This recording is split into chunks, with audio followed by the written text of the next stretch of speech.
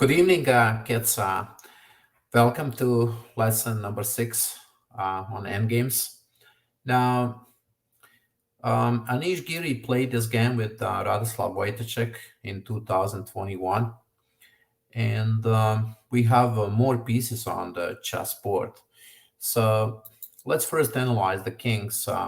You can see the white king is quite safe, secure here, especially when it goes to g2. It is on white colors. That means the bishop on a dark colors cannot affect the king.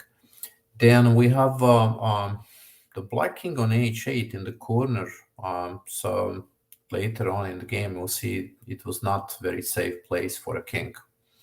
The white rooks are more active, right? And then, of course, we have knight against the bishop, right? We'll see in this case, knight is a stronger piece. Bishop is on a nice diagonal, protecting the king, but it cannot do much here, right? So Anish plays a nice move, h4. And yeah, he's trying to create some action, right, on the king side. King g8, rook b7. And this is an important moment where Anish doesn't want to trade the rooks. It would be easier for black to make a draw if the rooks are traded, but white is trying to keep this rook on the board. So, he plays now rook b5, and the two rooks have a chance to attack the king.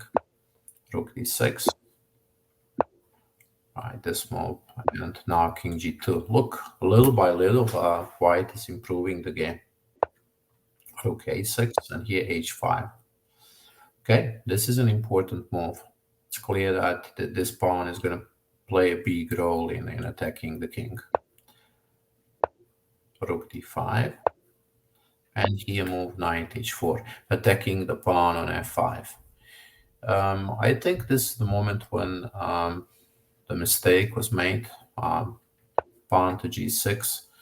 Probably rook f6 is a better move that can protect the pawn, because after h6, g6, h6 is played, and suddenly this pawn on h6 is creating the troubles to the black king.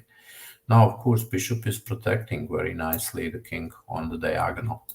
And look, in the next few moves, the game completely changed.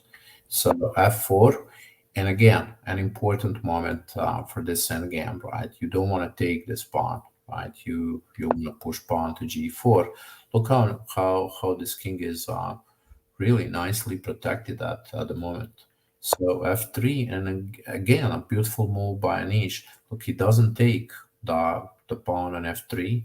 Why? Because actually somehow this pawn is really protecting the king after g3. Look, the pawn is nicely positioned on f3, and the king cannot be attacked. Right? Look. So here after rook b6, rook d7, and g5. Right? And this is the moment when black made a mistake. And a beautiful sacrifice of the rook h7.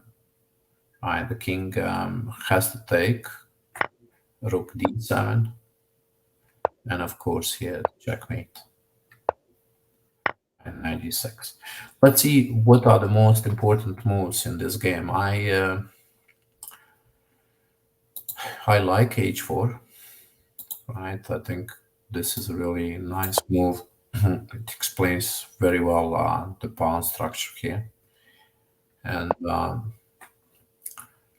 let's see what I think this move here is important because it avoids the trade. So you don't want to trade the rooks. You want to keep both rooks on the board. That's the only way you can win the game.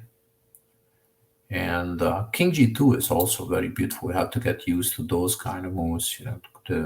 The simple move, but it's protecting the knight. It's just improving the king's position. And then we have h6, right? This is an important move, creating the problems around the king.